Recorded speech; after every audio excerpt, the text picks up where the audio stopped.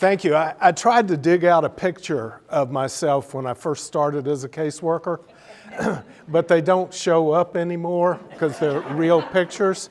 But I started off with a ponytail and a beard, and I remember walking into the waiting room and introducing myself to a young lady who was a young mother, and I said, "My name's David Kelley, and I'm going to be the social worker working with your family." And her jaw just kind of dropped, and she said, "I never thought I'd see somebody that looked like you." So things are different a lot of times. You've heard the number of years a lot of us have worked. I calculated it into days, and today is my 18,433rd day, but who's counting? I started off on October 1st, 1974 as a social worker with a caseload in El Paso County, which is Colorado Springs, Colorado.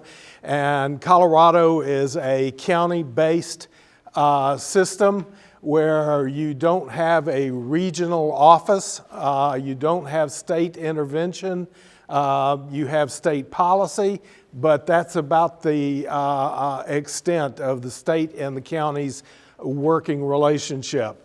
I moved back to Georgia where the state was very much involved with county operations. So I've seen two different models and worked in two different models.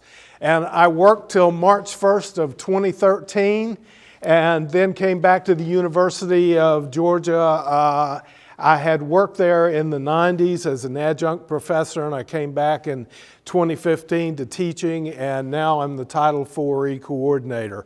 And it's been my pleasure to work with the next generation, because for me, I'm at the end of my career, you're at the beginning of your career, and it's important for me to see you coming up, because there needs to be people filling in the ranks, and it needs to be people who understand that social work drives what our program is.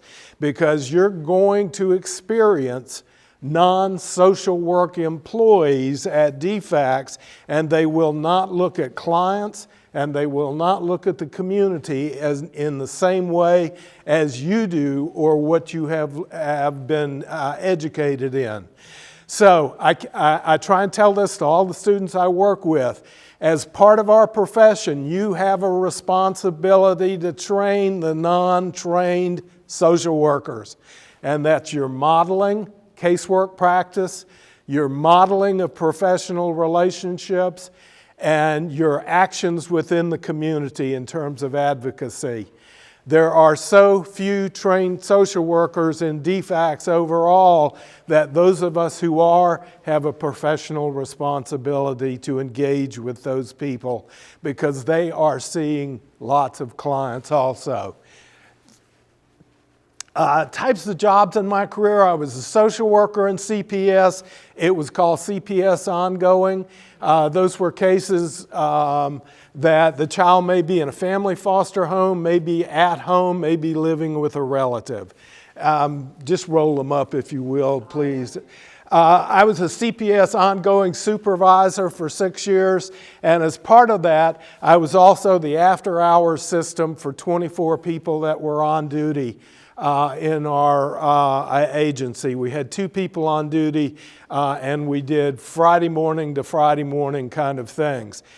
What I always took the advantage when I was addressing administration in Georgia is that in Colorado in the 1970s, we got paid $5 an hour for every hour we were on call, which meant we got $525 in our paycheck the next time for being on call. I always mentioned that to them, and it never got any traction. That was really nice for college. Oh, it was really great. It was a good retention effort too, because if you talk to social workers who leave us, a lot of times for those line staff, it's the after hours work that are killing them. So it's something that is old, but it's something we really need to bring into Georgia. Social service consultant. That was the pre-runner of what FPSs are now. And when I first came to work in Georgia, the social service coordinators actually did part of the county director's PMP, which was really kind of surprising. Of course, things changed in the organization, and that has morphed considerably. I was a quality assurance reviewer, and not by choice. It was an agency reorganization that did away with the social service consultation part of service delivery, and they made us the pre-runner of what QA is now. And I did that for a while until I became a regional director, and I was either the temporary or permanent regional director in regions 1, 2, 3, 5, 6, and 7 at some point during that time. That tells you as you move up in your career, you're going to get that other duties as assigned concept. And what that means is they want you to work more than one job at a time. And what that means for you personally, or it did for me, is it usually meant I didn't feel good about what I was doing because I simply didn't have the time. That's the nature of the beast in this agency, has not changed in 50 years. I don't know if it will change. But that will be an opportunity for you to look at moving around. I was then, for a short time, the social service director for the state office, and again, that was a temporary assignment because somebody had gotten sick and had to leave, and they were looking for somebody to dump the problems on, so I went to Atlanta for about 6 months.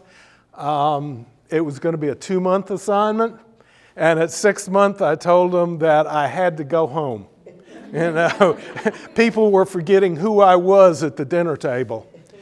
My last point, I was director of what they call Director of Field Operations, which I'm not sure what that would be currently because the organizational chart is so big. And back in the 2008 to 2013, it was in a real tough economic times, and there was me.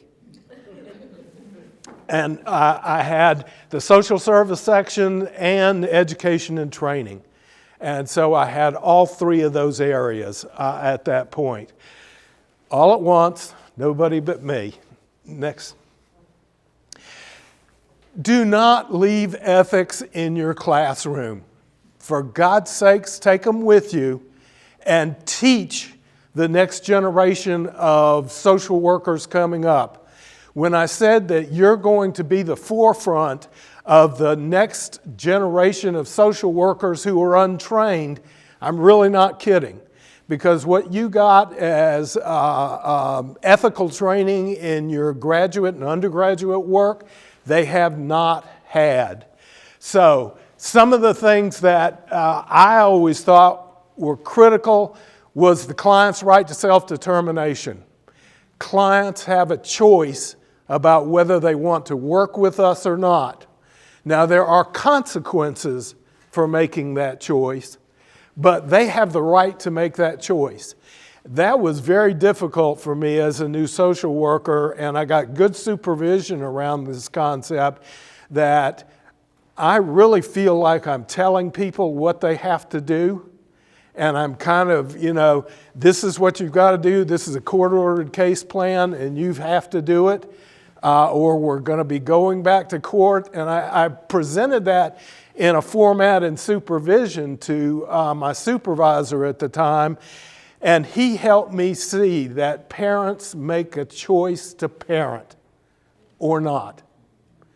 And we're the agency that has oversight of that as the legal arm in the state of Georgia.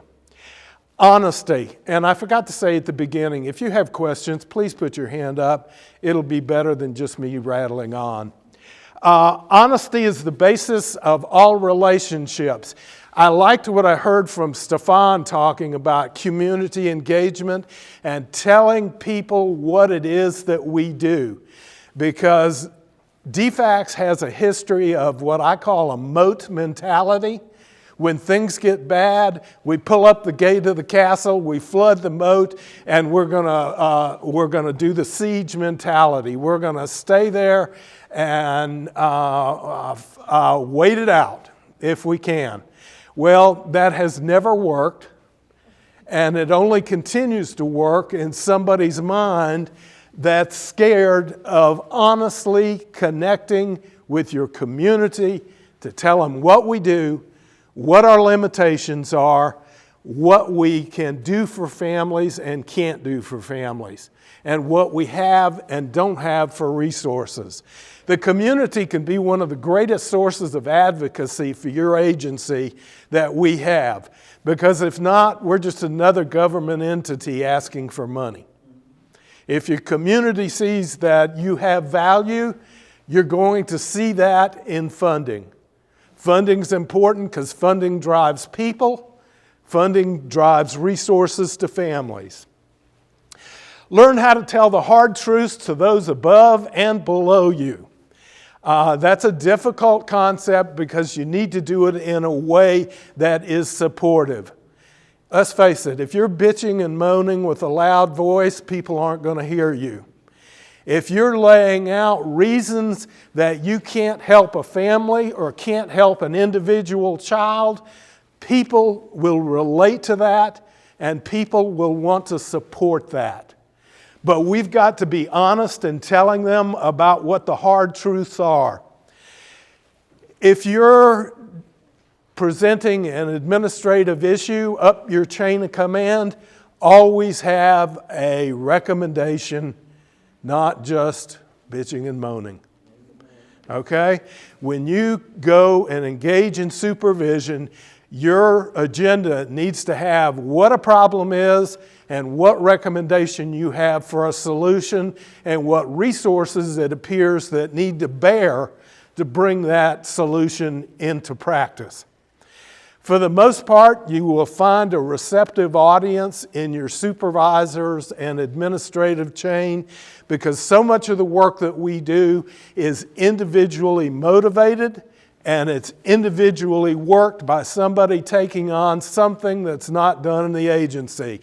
And I think about that when I listen to Heather's project about doing independent living for family preservation kids, because they need it just as bad as our kids who are in foster care. One person, one idea, one engagement, and it's making a change. Learn how to hear the hard truths about your practice and your presence. Listen to feedback, listen to the guidance that you're being offered, listen to what people are trying to engage with you about how you're perceived. You know, you don't just want to be the voice out in the wilderness yelling and screaming. You want to be the voice in the wilderness that people are coming out into the wilderness to join you, not to keep you at arm's length.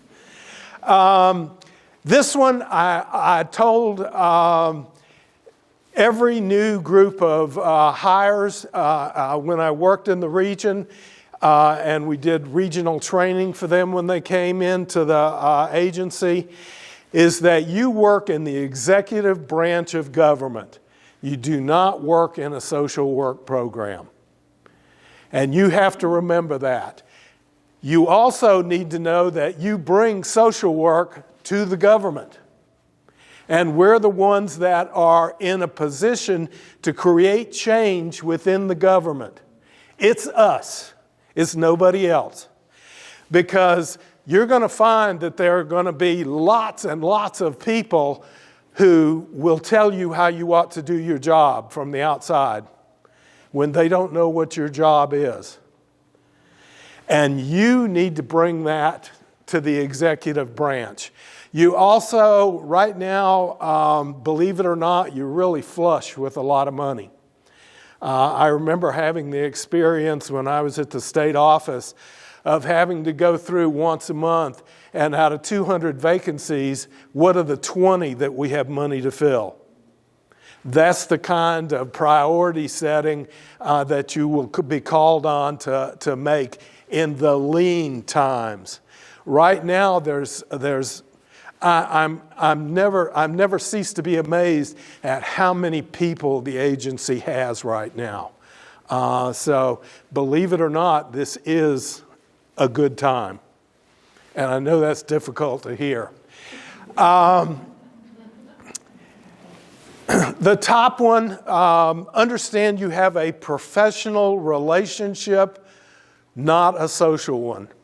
You're going out to somebody's house because the state of Georgia has decided that that household is not meeting minimum standards for child rearing within the state of Georgia. That's a broad concept. We have been arguing for the 50 years that I've been in here about how old is old enough to be left alone. And we still don't have a handle on that. We have moved forward with the fact that head lice is no longer child neglect. And believe me, that was a fight for a long time. Advocacy. Whether it's a client, a group of clients, if you're in administration, your staff is who you're advocating for, or advocating for yourself. Because if you don't advocate for yourself, nobody else is going to. Learn how to find your voice and then use it. I used to use this first one when I was in administration because I was struggling when I was hearing people presenting issues and problems to me. Am I making a decision based on professional needs, or am I letting my personal biases become part of the issue? I relate this back to your coursework in countertransference and transference issues in a therapeutic relationship. Well, that concept relates to administration also. What are the biases that you're bringing into administering a program, and how is that affecting the outcomes for that program? And so when I was involved in a hard conversation with somebody, I always had to come back and remind myself, am I operating from a personal point or a professional point? And where on the continuum of that decision making am I looking to make my decision? Some days you're just going to take a deep breath and say, just do it. Some days you're going to say to that staff member, you've got a better idea, and we're going to do what you just suggested. But you need to remember that you're making decisions from two reference points. I always tried to keep a cost-benefit analysis in my head.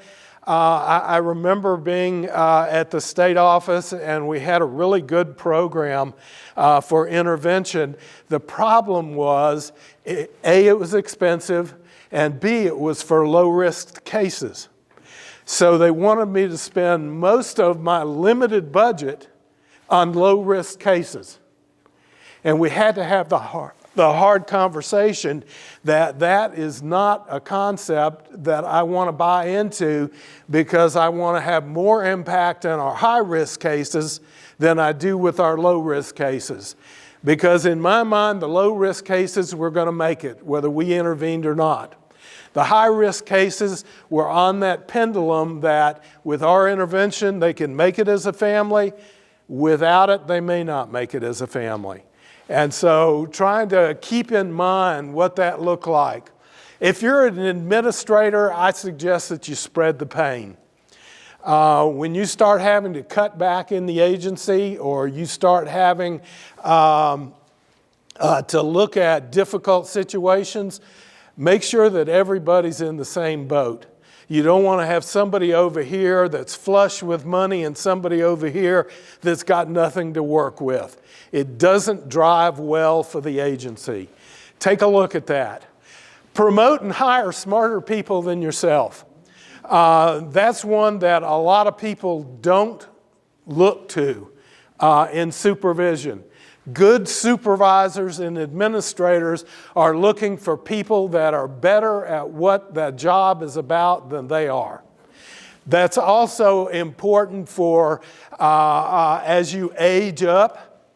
You want to hire young and smarter people than you are, because they are the next generations of leaders in the agency.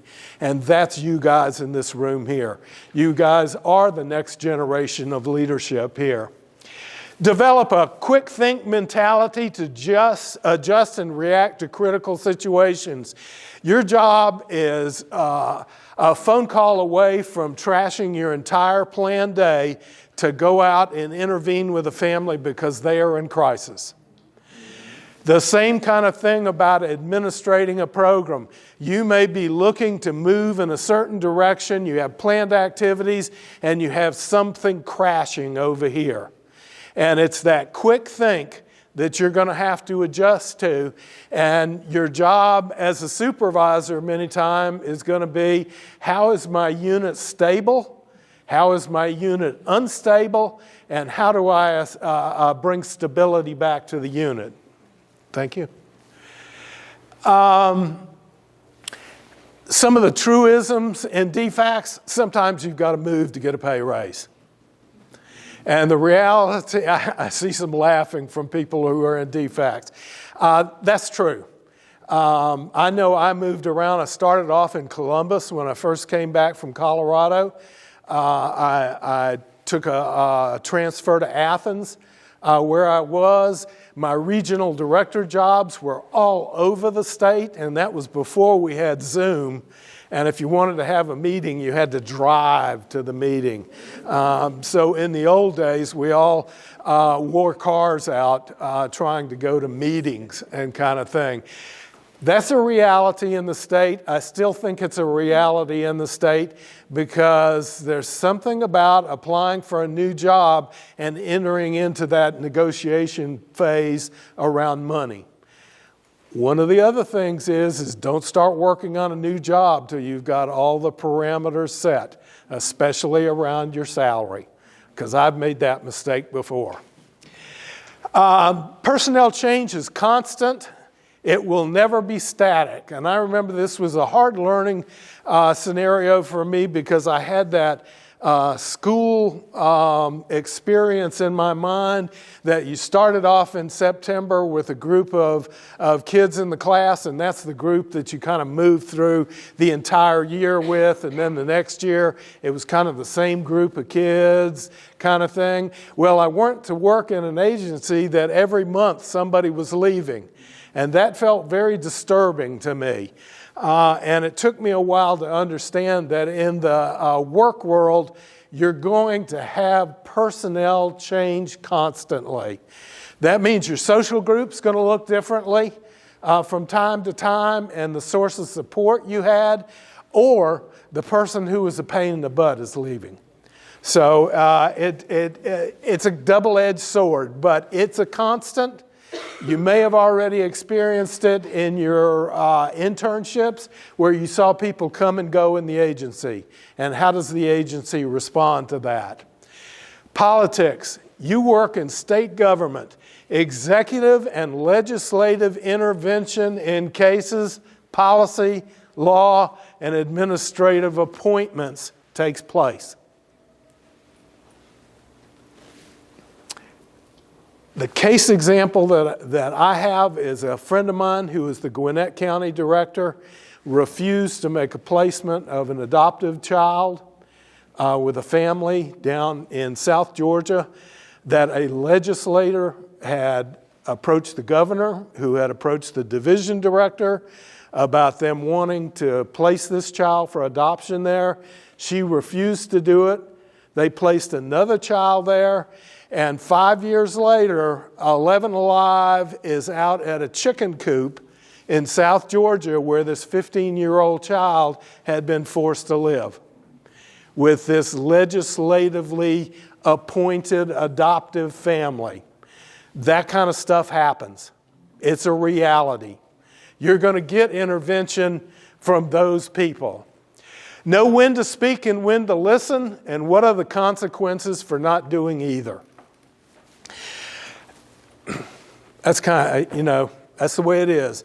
If you speak up, know that there are consequences. My career example of that is we had a meeting with the division director. The governor was wanting a budget cut. The division director was reorganizing the entire regional system and doing away with the jobs and therefore with the people. And at the end of the meeting, nobody had any questions, and Big Mouth asked, what did the governor want in terms of a percentage of budget cut, and what is the percentage of budget cut with your plan? Well, the governor wanted 3%, and his plan was like 12 or 15%. The outcome for that was a Friday meeting. Everybody's panicked. Am I losing my job? Do I go back to being a supervisor in the county? Do I go someplace else? Well, Monday morning when I got back to the office, I had an email that said I'd been reassigned to do CPS intake in DeKalb County. And I live 75 miles from DeKalb County. So there are consequences sometimes when you speak out.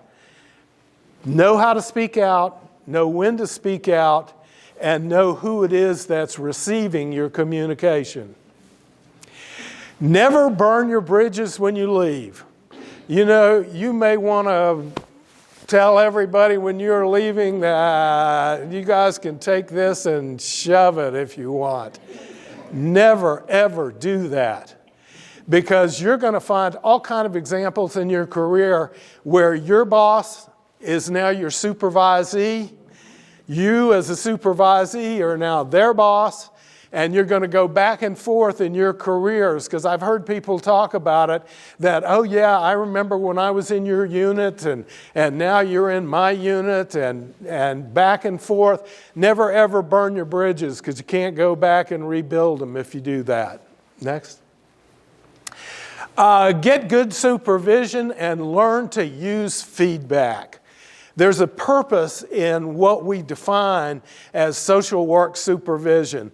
And it's not whether you counted X number of widgets or you did X amount of dictation or whatever you did. Get supervision about your practice.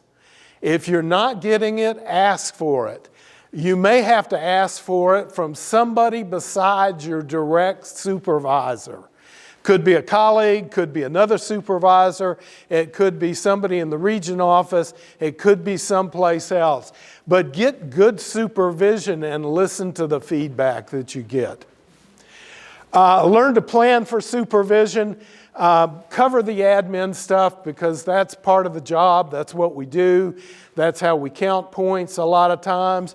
But engage in learning and self-reflection.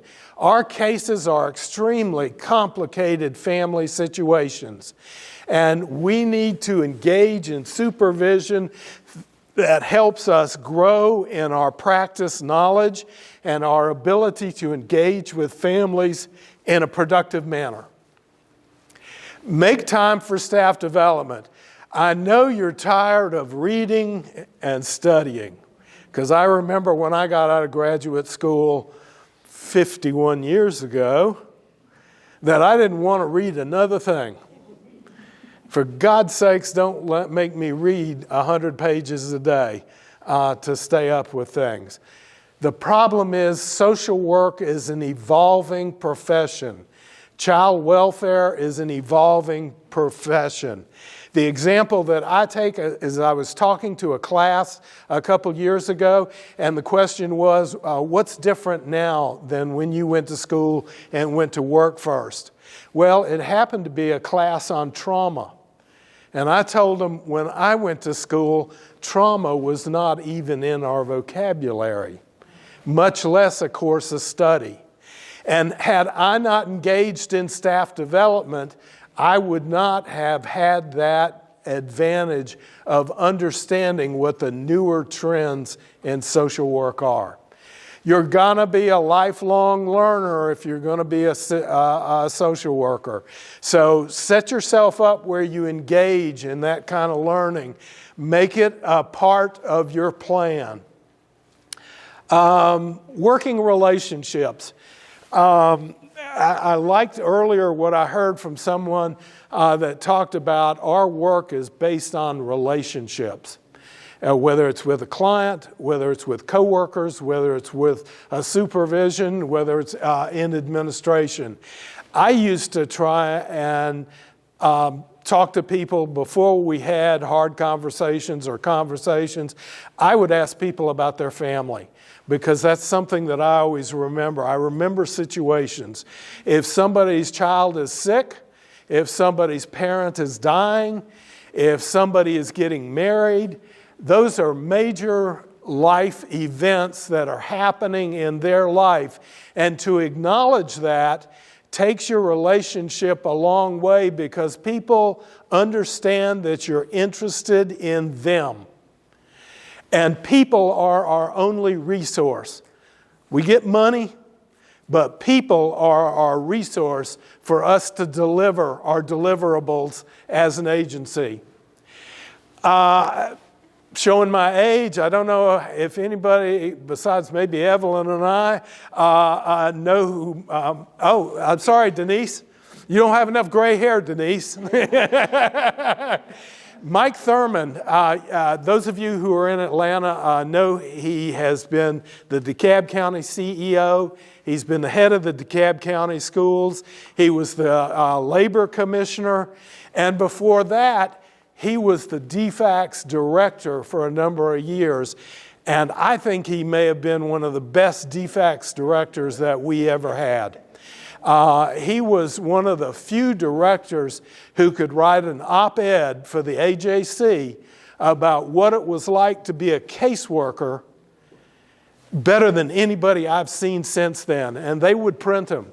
I remember him doing an op-ed on talking about people wanting to prosecute caseworkers for decisions they made, and he framed it as though caseworkers are out making an assessment about future behavior based on the circumstances they see there. And they can't always be right. And that was such a powerful op-ed. It was only 2, 3, 4 paragraphs, but it was a powerful op-ed. It communicated to the community, it communicated to the government, communicated to the governor, to the legislature, that we're in an area of unknown territory by trying to find out what people are going to do in the future. That's our business. Respect coworkers' boundaries and countertransference issues. That's relationship building. When you move into supervision, and almost all of you invariably will if you stay with the agency, boundaries and countertransference are going to be the yah-yah kind of issues that you hear when two people can't get along with each other. So understanding that, understanding how that affects work issues, is important. Learn your own boundaries and your own countertransference issues. Every one of us have brought countertransference issues to our practice. It's things that we were raised and the you oughtas of life. You ought to be doing this. You ought to be doing that. You oughta kind of thinking. Learn your own and understand them and take them into account when you're trying to make objective kinds of decisions. You're on a team. Act like it. You're not an individual. You're not an individual caseworker. That case is owned by the agency. You're just assigned to it. And you may not be the assigned worker forever. And if that case comes back in the agency, you may not get that case again. But people will be looking at your work and kind of evaluating it. And if you have a team concept, you might be looking at whether or not you're equipped to work with a certain client or not, and whether or not you need to bring somebody else with you. It may be that I use against what Stefan said. The schools are seeing your kids 1,000 times more than we are. How do you network to them? Build a relationship with your school social worker. It will pay off really well in less bad mouthing of the agency out in the community and more support for what the mission is. And it also, the reality is, it cuts down on trashy reports. And that's a good thing for all of us. The last one, I wasn't sure whether to put that in or not. Watch out for people with no outside life. If you've ever worked for somebody who had no outside life and they work 7 days a week, 12 to 15 hours a day, and then their expectations are that you start to do the same thing. You've got to have boundaries. You will not make it in child welfare if you don't have a personal life to support you in the work that you do. Next, thank you. If you want to move up or over, make yourself available to learn those skills and those knowledge bases. If you're interested in admin and you're a line staff worker, talk to your supervisor about how you become a lead worker in the unit. Look at, if you're a supervisor, how do you support somebody that's in an admin role? If you're an administrator, how do you support somebody up the chain? What that does is that creates material for you to utilize in your careers in saying that I'm prepared to take this next step. And I'm prepared because I've accepted other responsibilities that are critical to the mission of the agency. And it's been out and beyond what my quote-unquote job is. You know, it really drives you crazy as anybody in supervision to hear somebody say, that's not my job. It's everybody's job. During hard times, I remember having to give this little speech to line supervisors in the state office when the state office was reorganizing and downsizing. And there was a lot of serious emotion there. There was a lot of griping. There was some hiding from responsibilities. And I said, guys, when things get bad, that's when you want to shine. Because our jobs really relate around the issue of how do we handle crises? How do we handle the bad times? How do we make something work when it looks like it's not workable? That's really important to make yourself shine, make yourself valuable to the agency. I don't think we've used the F word in DFCS in a while, and it's not the F word you're thinking of. It's the word furlough. And those of us who are old timers know what furlough means. That's a time to look good, because people have an institutional memory of what you did when things were bad. Were you a moaner and groaner, or were you somebody who was going to tackle the mission of the agency in times that it looked like it was too tough to do? Take a mental health day occasionally. Boy, I was big. I took my birthday off. I did stuff like that. I took a mental health day and used my sick leave for it. I believe in taking a day off. You need to recharge your batteries. You need to be David Kelley personally. There may be a day when you have to go to the Little League regional championships and you've got to travel. Now, you need to do that. You have a family. You need to be engaged with your family, because you need to remember they're your support system and they will get you through. And I always told people, never stop taking an annual vacation.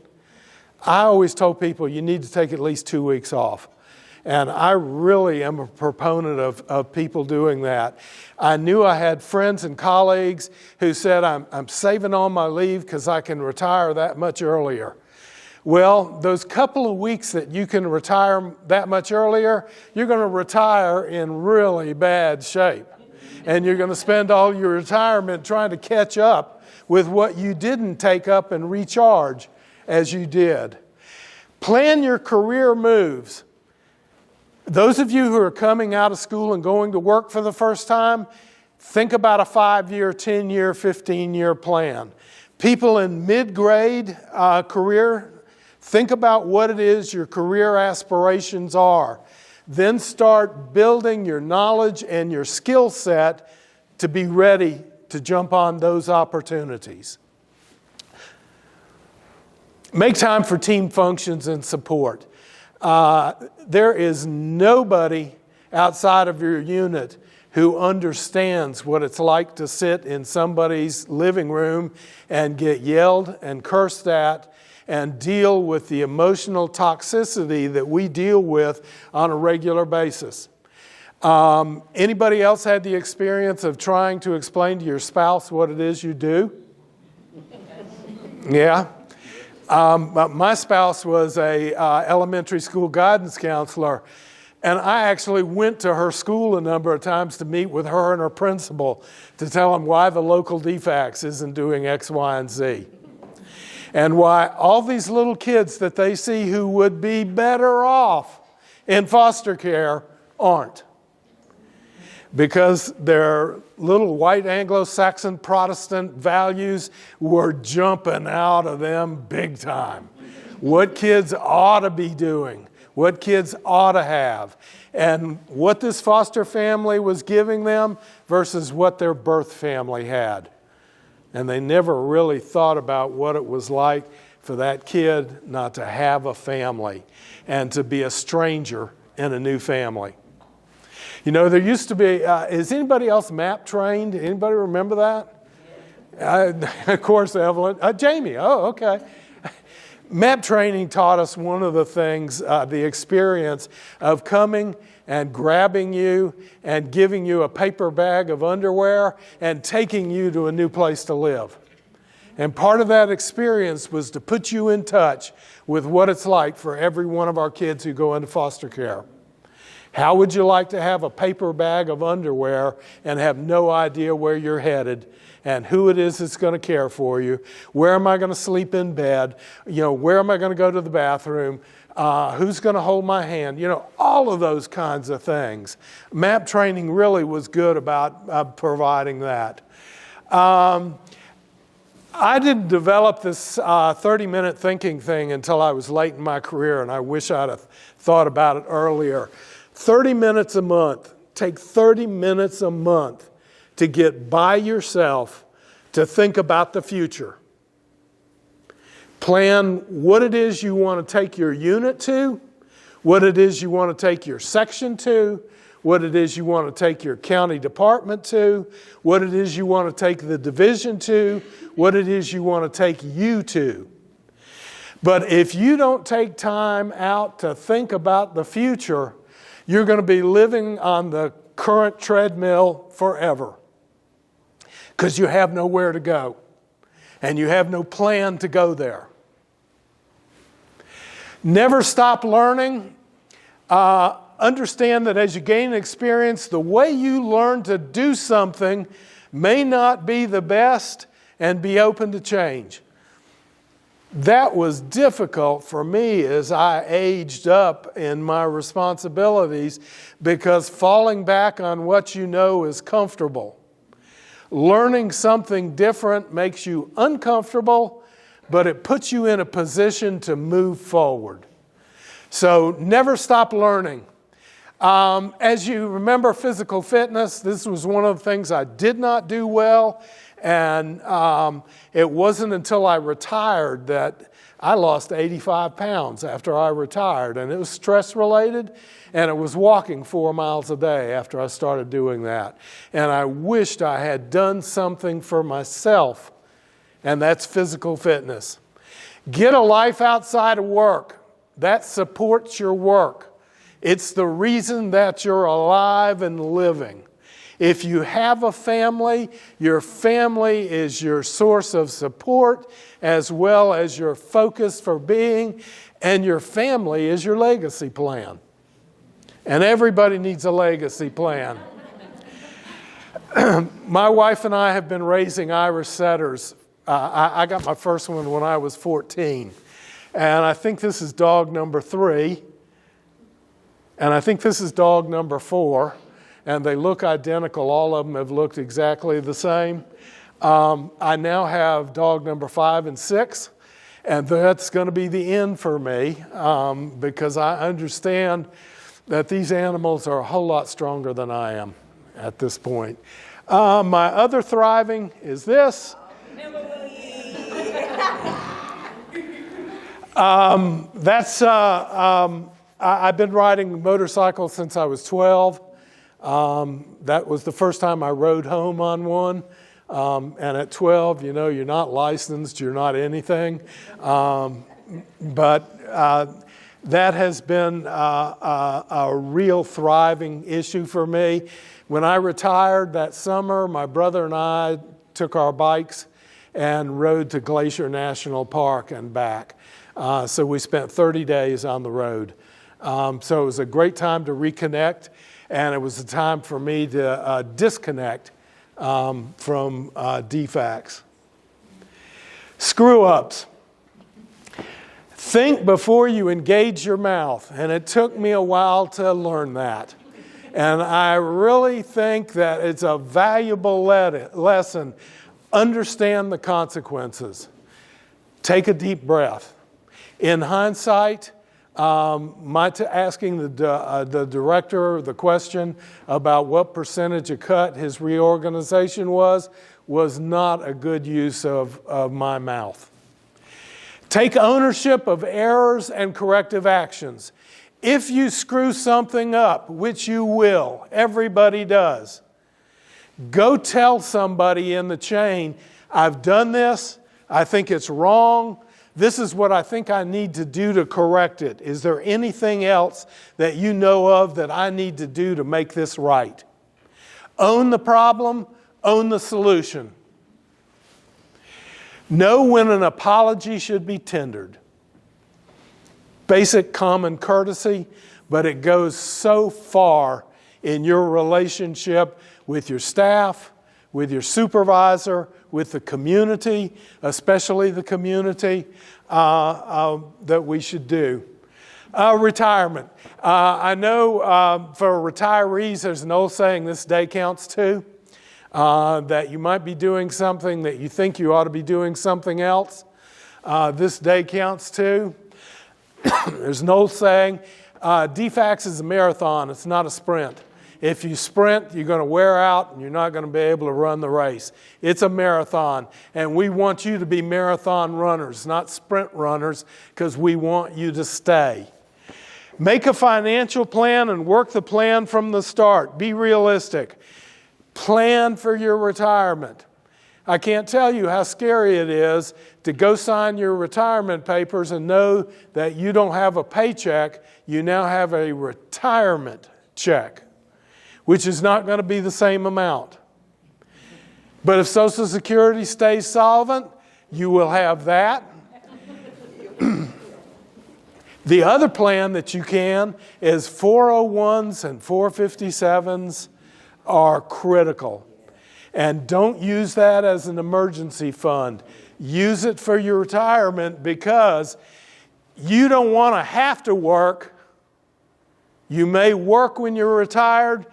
There's a big difference in having to work and choosing to work. Plan for realities, family issues, healthcare costs, age-related social and physical needs. I've never had so damn many doctors in my whole life until I got old. I mean, you've got a doctor for everything under the sun. Know what your monthly budget is. Let's face it, we work in the government and we're going to be living on monthly budgets. Know what it is, plan for it, and plan to live under it. Your home and your upkeep costs. Anybody been living in their home long enough to have to put a new roof on? Okay, there's 25 grand out the window right there. And what do you have to show for it other than some tile on top of the roof? You know? But you got to have it. You got to have it. When the plumbing breaks, you got to have it fixed. I mean, it's all those kinds of things. Okay. I think we're getting close. Yeah, this is it. My recommendation to you is to think about what your career is and go out on top. I had the feeling that I was at the top of my game. I felt real positive about it. I was offered another position when I was thinking about retiring, and I thought, no, I want to go on top. I do not want to stand up in front of 500 staff and be talking and lose my train of thought and have drooling fool syndrome right there in front of 500 people that you're talking to. Know when to go. Keep a check on feedback from people that you trust about your performance. Build a legacy plan and develop those in your organization to take your place. That was something that became very critical to me towards the end of my career, is that I saw value in what we were doing. I saw value in what I spent my life doing, and I wanted somebody that I thought was competent to take my place. And that meant I had responsibility for mentoring as well as supervising people who were coming up the chain. Get professional help in planning your retirement. It's a scary life choice. Don't be afraid to reach out. I think we're at the end, aren't we? Thank you very much. I appreciate it.